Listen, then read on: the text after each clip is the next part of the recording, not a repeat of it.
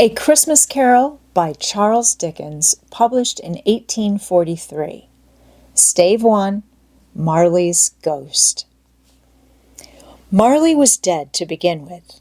There is no doubt whatever about that. The register of his burial was signed by the clergyman, the clerk, the undertaker, and the chief mourner. Scrooge signed it, and Scrooge's name was good upon change for anything he chose to put his hand to.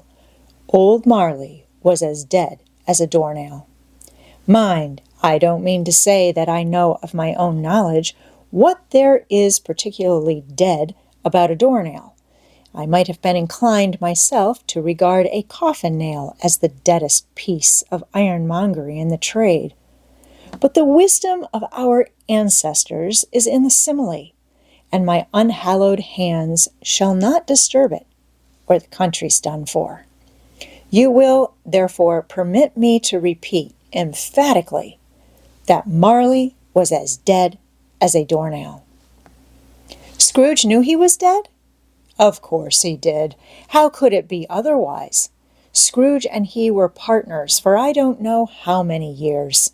Scrooge was his sole executor, his sole administrator, his sole assign, his sole residuary legatee, his sole friend and sole mourner. And even Scrooge was not so dreadfully cut up by the sad event, but that he was an excellent man of business on the very day of the funeral, and solemnized it with an undoubted bargain. The mention of Marley's funeral brings me back to the point I started from. There is no doubt that Marley was dead. This must be distinctly understood, or nothing wonderful can come of the story I am going to relate.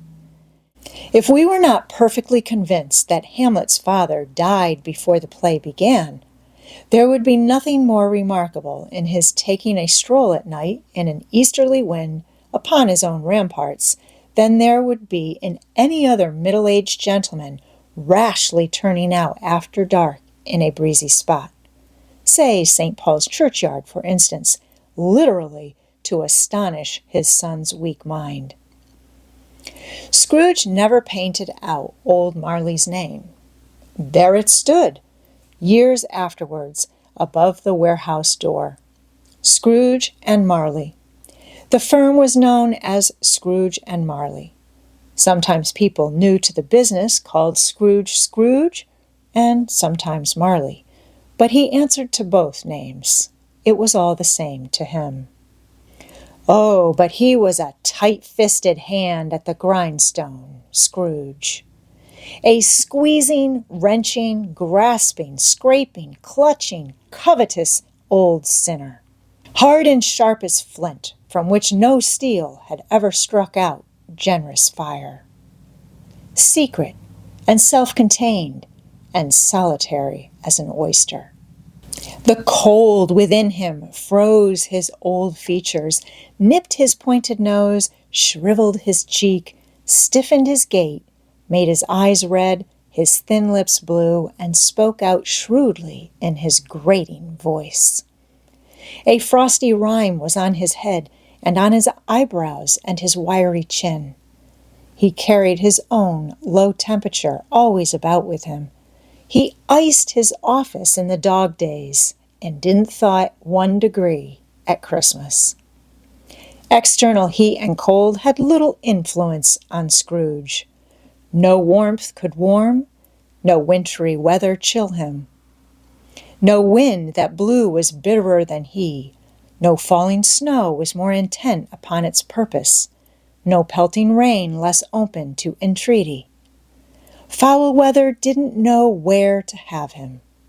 The heaviest rain and snow and hail and sleet could boast of the advantage over him in only one respect.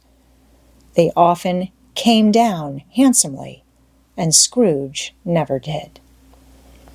Nobody ever stopped him in the street to say with gladsome looks, "My dear Scrooge, how are you? When will you come to see me?" No beggars implored him to bestow a trifle. No children asked him what it was o'clock.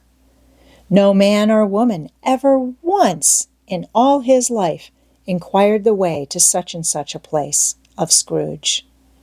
Even the blind men's dogs appeared to know him, and when they saw him coming on, would tug their owners into doorways and up courts, and then would wag their tails as though they said, "No eye at all is better than an evil eye, dark master."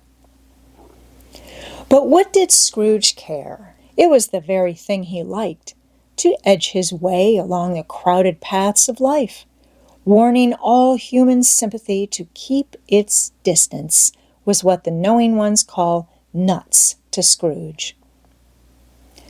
Once upon a time, of all the good days in the year, on Christmas Eve, old Scrooge sat busy in his counting-house. It was cold, bleak, biting weather, foggy withal, and he could hear the people in the court outside go wheezing up and down, beating their hands upon their breasts and stamping their feet upon the pavement stones to warm them. The city clocks had only just gone 3, but it was quite dark already. It had not been light all day, and candles were flaring in the windows of the neighboring offices, like ruddy smears upon the palpable brown air. The fog came pouring in at every chink and keyhole, and was so dense without that, although the court was of the narrowest, the houses opposite were mere phantoms. To see the dingy cloud come drooping down, obscuring everything, one might have thought that nature lived hard by, and was brewing on a large scale. The door of Scrooge's counting-house was open, that he might keep his eye upon his clerk, who in a dismal little cell beyond, a sort of tank, was copying letters. Scrooge had a very small fire, but the clerk's fire was so very much smaller that it looked like one coal. But he couldn't replenish it, for Scrooge kept the coal box in his own room, and so surely as the clerk came in with a shovel, the master predicted that it would be necessary for them to part. Wherefore the clerk put on his white comforter and tried to warm himself at the candle, in which effort, not being a man of strong imagination, he failed. "A Merry Christmas, Uncle! God save you!" cried a cheerful voice. It was the voice of Scrooge's nephew, who came upon him so quickly that this was the first intimation he had of his approach. "Bah!" said Scrooge. "Humbug!"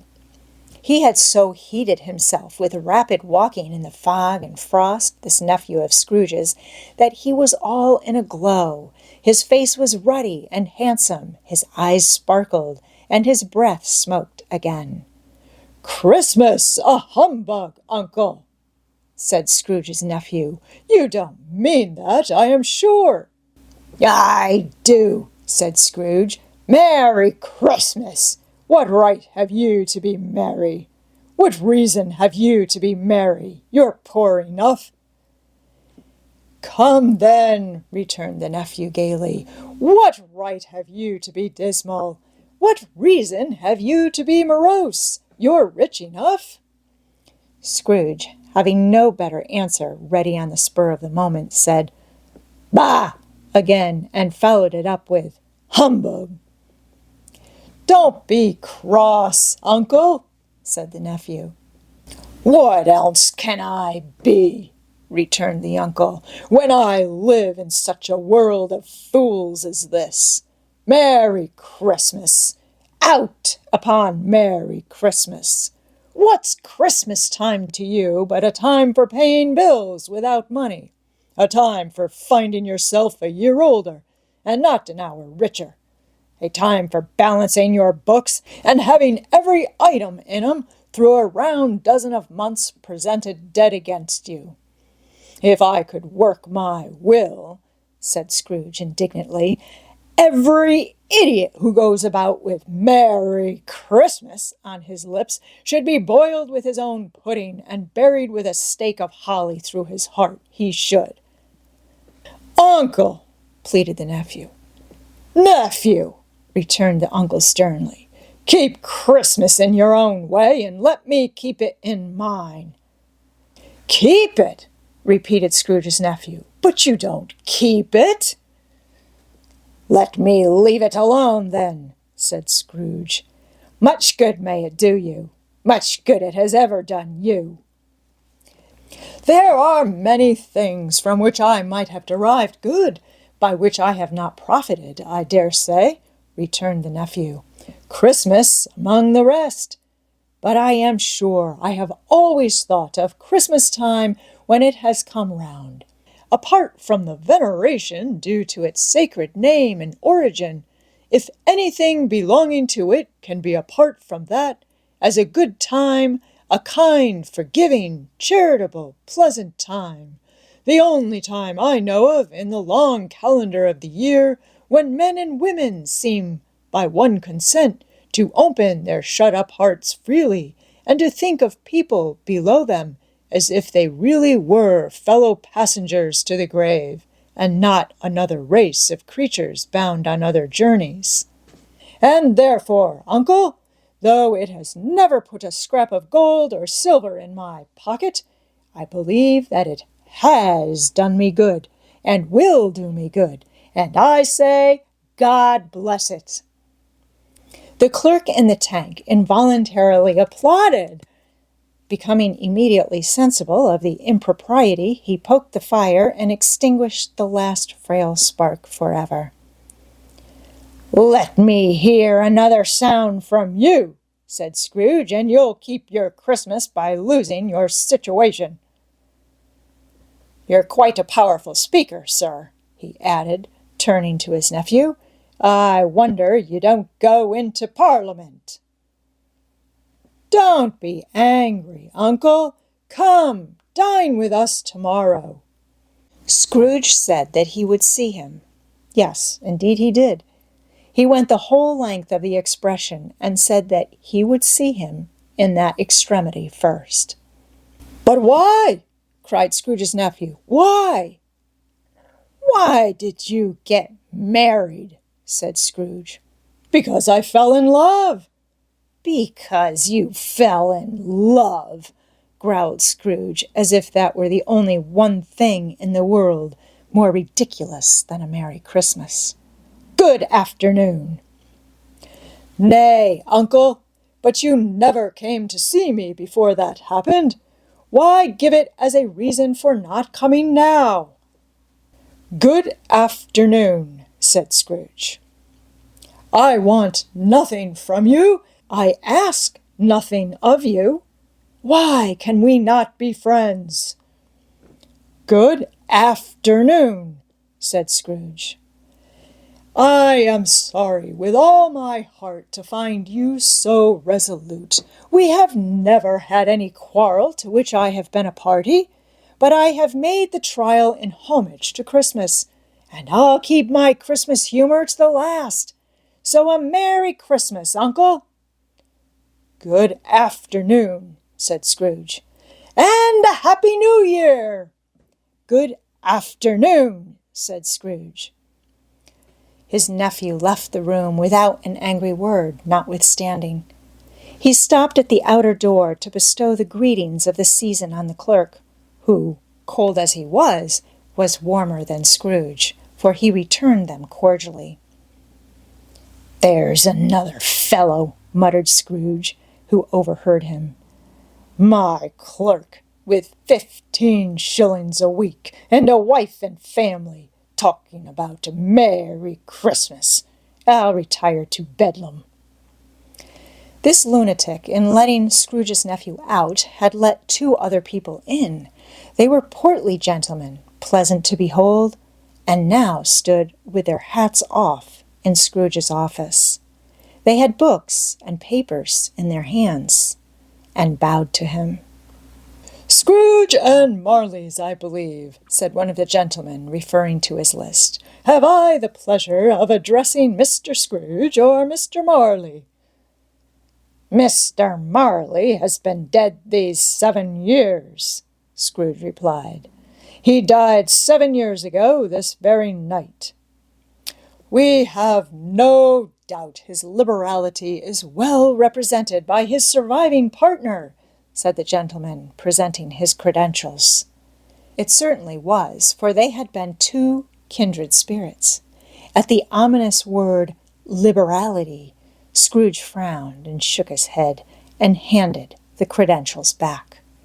"At this festive season of the year, Mr. Scrooge," said the gentleman, taking up a pen, "it is more than usually desirable that we should make some slight provision for the poor and destitute who suffer greatly at the present time. Many thousands are in want of common necessaries. Hundreds of thousands are in want of common comforts, sir." "Are there no prisons?" asked Scrooge. "Plenty of prisons," said the gentleman, laying down the pen again. "And the Union workhouses?" demanded Scrooge. "Are they still in operation?" "They are, still," returned the gentleman. "I wish I could say they were not." "The treadmill and the poor law are in full vigor, then?" said Scrooge. "Both very busy, sir." "Oh, I was afraid from what you said at first that something had occurred to stop them in their useful course," said Scrooge. "I am very glad to hear it." "Under the impression that they scarcely furnish Christian cheer of mind or body to the multitude," returned the gentleman, "a few of us are endeavoring to raise a fund to buy the poor some meat and drink, and means of warmth. We choose this time because it is a time of all others when want is keenly felt and abundance rejoices. What shall I put you down for?" "Nothing," Scrooge replied. "You wish to be anonymous?" "I wish to be left alone," said Scrooge. "Since you ask me what I wish, gentlemen, that is my answer. I don't make merry myself at Christmas, and I can't afford to make idle people merry. I help to support the establishments I have mentioned. They cost enough, and those who are badly off must go there. Many can't go there, and many would rather die." "If they would rather die," said Scrooge, "they had better do it and decrease the surplus population.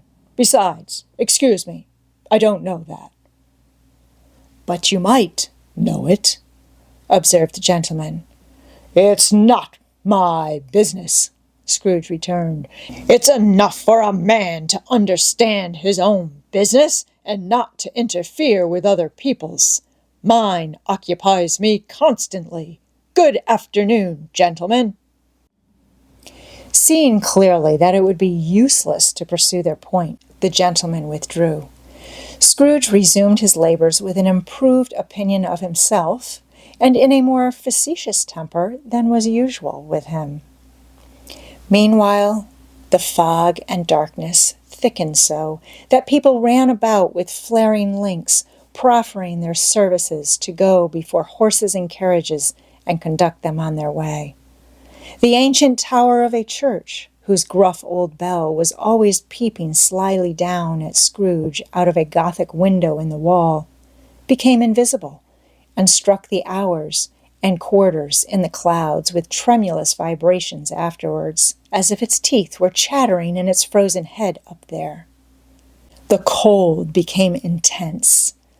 In the main street at the corner of the court, some laborers were repairing the gas pipes and had lighted a great fire in a brazier, round which a party of ragged men and boys were gathered, warming their hands and winking their eyes before the blaze in rapture.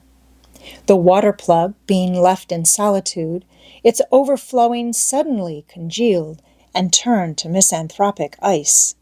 The brightness of the shops, where holly sprigs and berries crackled in the lamp heat of the windows, made pale faces ruddy as they passed.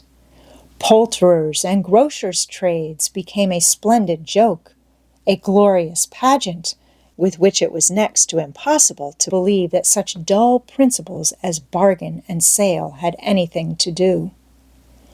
The Lord Mayor, in the stronghold of the mighty mansion house, gave orders to his 50 cooks and butlers to keep Christmas as a Lord Mayor's household should, and even the little tailor, whom he had fined 5 shillings on the previous Monday for being drunk and bloodthirsty in the streets, stirred up tomorrow's pudding in his garret, while his lean wife and the baby sallied out to buy the beef. Foggier yet, and colder, piercing, searching, biting cold. If the good St. Dunstan had but nipped the evil spirit's nose with a touch of such weather as that, instead of using his familiar weapons, then indeed he would have roared to lusty purpose. The owner of one scant young nose, gnawed and mumbled by the hungry cold, as bones are gnawed by dogs, stooped down at Scrooge's keyhole to regale him with a Christmas carol, but at the first sound of "God bless you, merry gentlemen, may nothing you dismay," Scrooge seized the ruler with such energy of action that the singer fled in terror, leaving the keyhole to the fog and even more congenial frost. At length the hour of shutting up the counting-house arrived. With an ill will, Scrooge dismounted from his stool and tacitly admitted the fact to the expectant clerk in the tank, who instantly snuffed his candle out and put on his hat. "You'll want all day tomorrow, I suppose," said Scrooge. "If quite convenient, sir." "It's not convenient," said Scrooge, "and it's not fair. If I was to stop 1/2 crown for it, you'd think yourself ill-used, I'll be bound." The clerk smiled faintly. "And yet," said Scrooge, "you don't think me ill-used when I pay a day's wages for no work." The clerk observed that it was only once a year. "A poor excuse for picking a man's pocket every 25th of December," said Scrooge, buttoning his great coat to the chin. "But I suppose you must have the whole day. Be here all the earlier next morning." The clerk promised that he would, and Scrooge walked out with a growl. The office was closed in a twinkling, and the clerk, with the long ends of his white comforter dangling below his waist, for he boasted no great coat, went down a slide on Cornhill at the end of a lane of boys, 20 times in honor of its being Christmas Eve, and then ran home to Camden Town as hard as he could pelt to play at blind man's buff. Scrooge took his melancholy dinner in his usual melancholy tavern, and having read all the newspapers and beguiled the rest of the evening with his banker's book, went home to bed. He lived in chambers which had once belonged to his deceased partner. They were a gloomy suite of rooms, in a lowering pile of building up a yard where it had so little business to be that one could scarcely help fancying it must have run there when it was a young house, playing at hide-and-seek with other houses, and have forgotten the way out again. It was old enough now, and dreary enough, for nobody lived in it but Scrooge, the other rooms being all let out as offices. The yard was so dark that even Scrooge, who knew its every stone, was fain to grope with his hands. The fog and frost so hung about the black old gateway of the house that it seemed as if the genius of the weather sat in mournful meditation on the threshold. Now, it is a fact that there was nothing at all particular about the knocker on the door, except that it was very large. It is also a fact that Scrooge had seen it night and morning during his whole residence in that place. Also, that Scrooge had as little of what is called fancy about him as any man in the city of London, even including, which is a bold word, the corporation, aldermen, and livery. Let it also be borne in mind that Scrooge had not bestowed one thought on Marley since his last mention of his 7 years dead partner that afternoon. And then let any man explain to me, if he can, how it happened that Scrooge, having his key in the lock of the door, saw in the knocker, without its undergoing any intermediate process of change, not a knocker, but Marley's face. Marley's face. It was not in impenetrable shadow, as the other objects in the yard were, but had a dismal light about it, like a bad lobster in a dark cellar. It was not angry or ferocious, but looked at Scrooge as Marley used to look, with ghostly spectacles turned up on its ghostly forehead. The hair was curiously stirred, as if by breath or hot air, and though the eyes were wide open, they were perfectly motionless. That and its livid color made it horrible, but its horror seemed to be in spite of the face, and beyond its control, rather than a part of its own expression. As Scrooge looked fixedly at this phenomenon, it was a knocker again. To say that he was not startled, or that his blood was not conscious of a terrible sensation to which it had been a stranger from infancy, would be untrue. But he put his hand upon the key he had relinquished, turned it sturdily, walked in, and lighted his candle. He did pause, with a moment's irresolution, before he shut the door, and he did look cautiously behind it first, as if he half expected to be terrified with the sight of Marley's pigtails sticking out into the hall. But there was nothing on the back of the door, except the screws and nuts that held the knocker on. So he said, "Pooh! Pooh!" and closed it with a bang. The sound resounded through the house like thunder. Every room above and every cask in the wine merchant's cellars below appeared to have a separate peal of echoes of its own. Scrooge was not a man to be frightened by echoes. He fastened the door and walked across the hall and up the stairs. Slowly, too, trimming his candle as he went. You may talk vaguely about driving a coach and six up a good old flight of stairs, or through a bad young Act of Parliament, but I mean to say you might have got a hearse up that staircase and taken it broadwise, with a splinter bar towards the wall, and the door towards the balustrades, and done it easy. There was plenty of width for that, and room to spare, which is perhaps the reason why Scrooge thought he saw a locomotive hearse going on before him in the gloom. Half a dozen gas lamps out of the street wouldn't have lighted the entry too well, so you may suppose that it was pretty dark with Scrooge's dip. Up Scrooge went, not caring a button for that. Darkness is cheap, and Scrooge liked it. But before he shut his heavy door, he walked through his rooms to see that all was right. He had just enough recollection of the face to desire to do that. Sitting room, bedroom, lumber room, all as they should be. Nobody under the table, nobody under the sofa.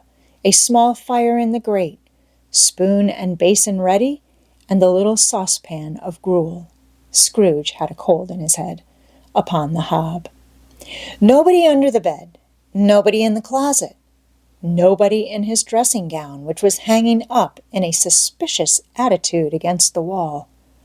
Lumber room, as usual. Old fire guard, old shoes, 2 fish baskets, washing stand on 3 legs, and a poker. Quite satisfied, he closed his door and locked himself in. Double locked himself in, which was not his custom. Thus, secured against surprise, he took off his cravat, put on his dressing gown and slippers, and his nightcap, and sat down before the fire to take his gruel. It was a very low fire indeed, nothing on such a bitter night. He was obliged to sit close to it and brood over it before he could extract the least sensation of warmth from such a handful of fuel. The fireplace was an old one, built by some Dutch merchant long ago, and paved all round with quaint Dutch tiles, designed to illustrate the Scriptures. There were Cains and Abels, Pharaoh's daughters, queens of Sheba, angelic messengers descending through the air on clouds like feather beds, Abrahams, Belshazzars, apostles putting off to sea in butter-boats, hundreds of figures to attract his thoughts. And yet, that face of Marley, 7 years dead, came like the ancient prophet's rod and swallowed up the whole. If each smooth tile had been a blanket first, with power to shape some picture on its surface from the disjointed fragments of his thoughts, there would have been a copy of old Marley's head on every one. "Humbug!" said Scrooge, and walked across the room. After several turns, he sat down again.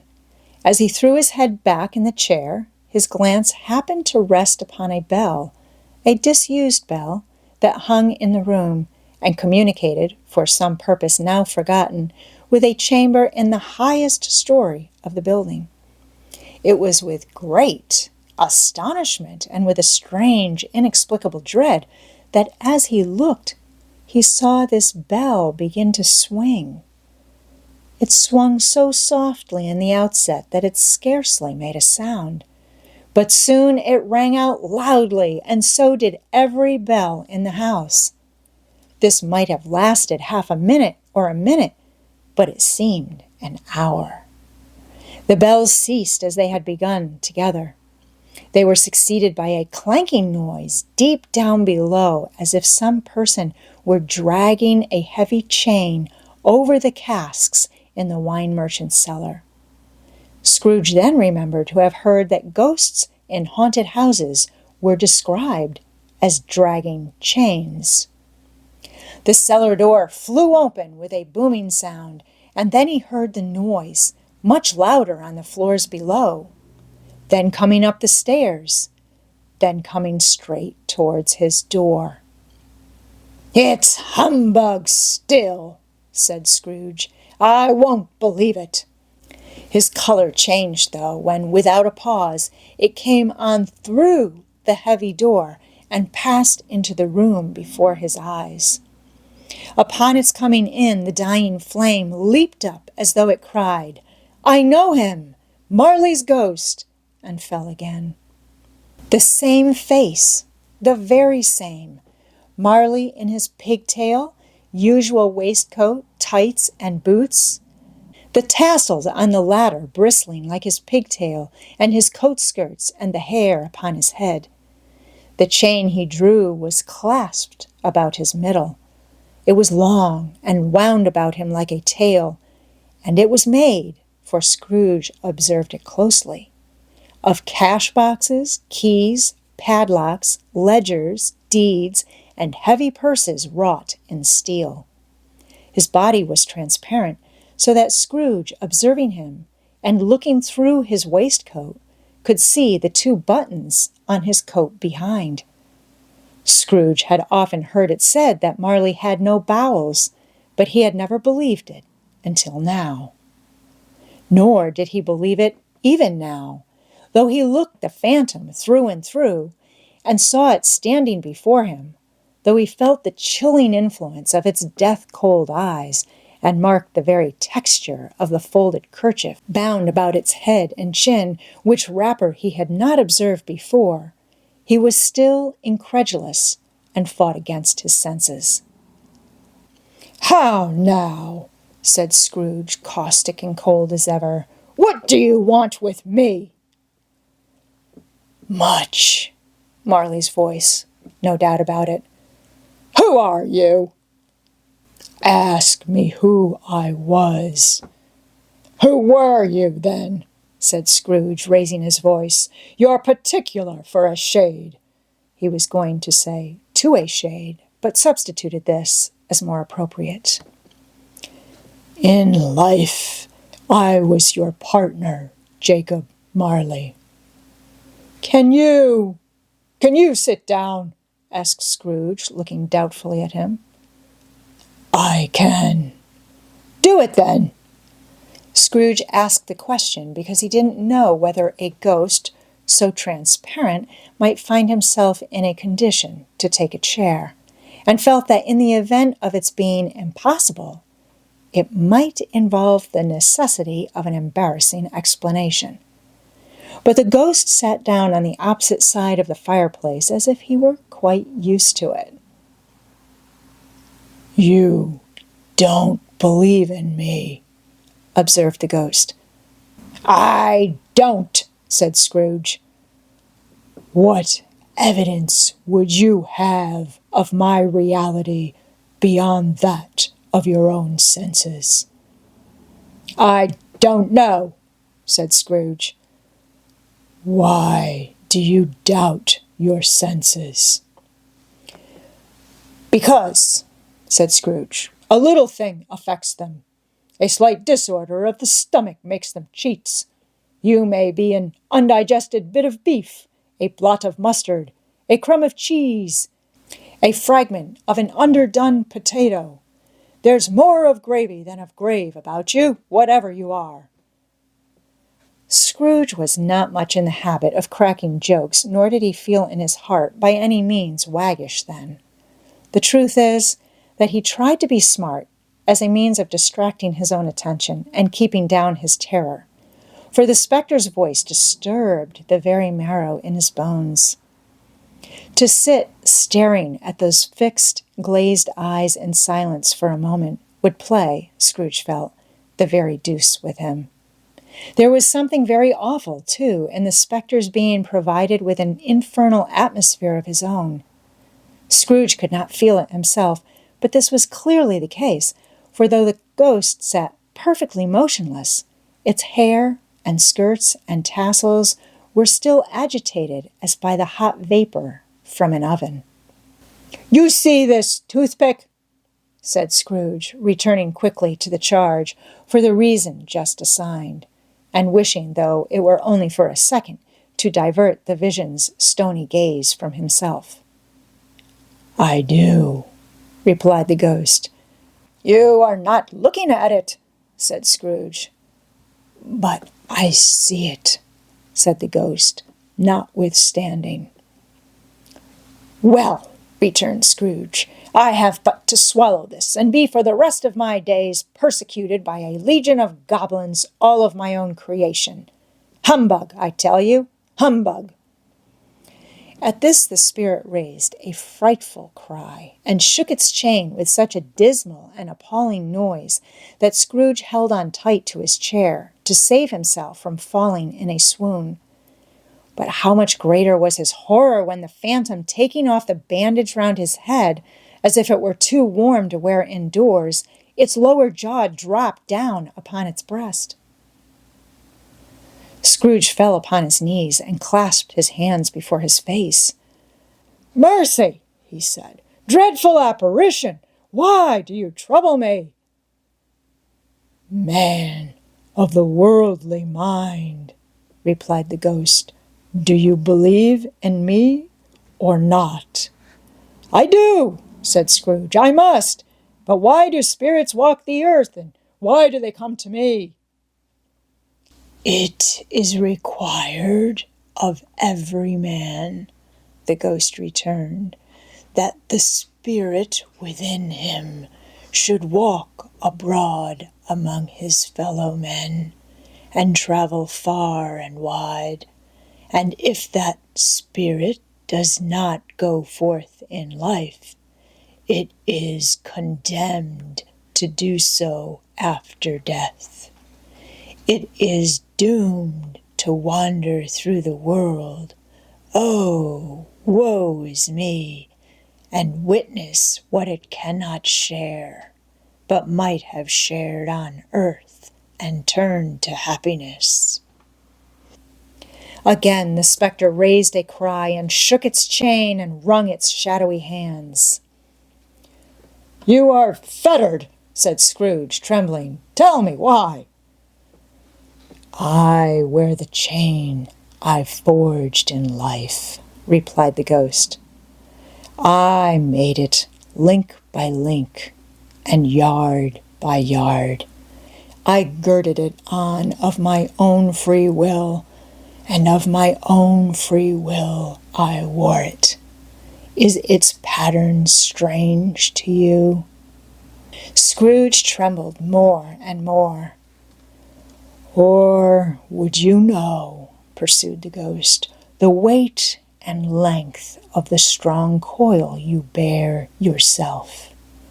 It was full as heavy and as long as this 7 Christmas Eves ago.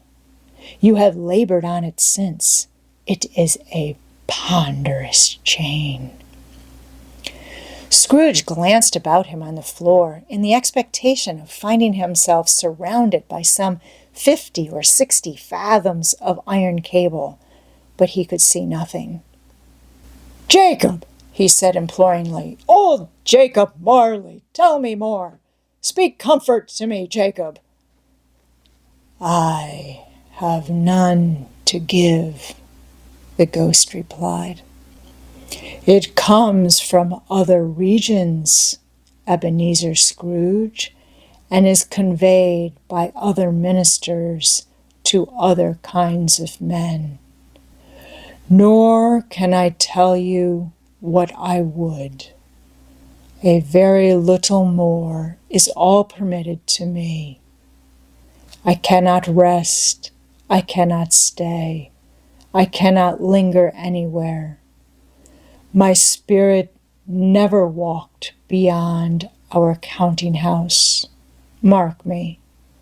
In life, my spirit never roved beyond the narrow limits of our money-changing hole, and weary journeys lie before me." It was a habit with Scrooge, whenever he became thoughtful, to put his hands in his breeches pockets.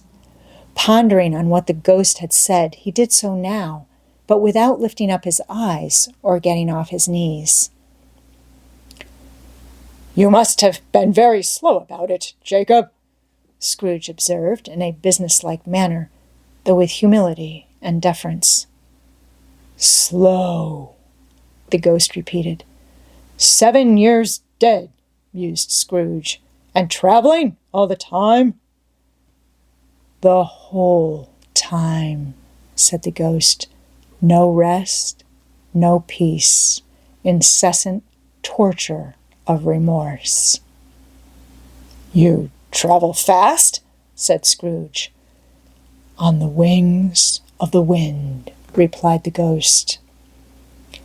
"You might have got over a great quantity of ground in 7 years, said Scrooge. The ghost, on hearing this, set up another cry and clanked its chain so hideously in the dead silence of the night that the ward would have been justified in indicting it for a nuisance.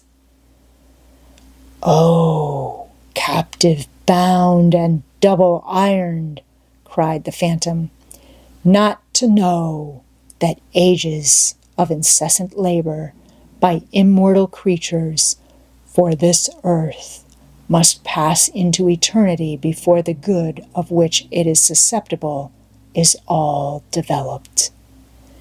Not to know that any Christian spirit, working kindly in its little sphere, whatever it may be, will find its mortal life too short for its vast means of usefulness. Not to know that no space of regret can make amends for one life's opportunities misused. Yet such was I. Oh, such was I. But you are always a good man of business, Jacob, faltered Scrooge, who now began to apply this to himself. Business, cried the ghost, wringing its hands again. Mankind was my business. The common welfare was my business. Charity, mercy, forbearance, and benevolence were all my business. The dealings of my trade were but a drop of water in the comprehensive ocean of my business. It held up its chain at arm's length as if that were the cause of all its unavailing grief, and flung it heavily upon the ground again.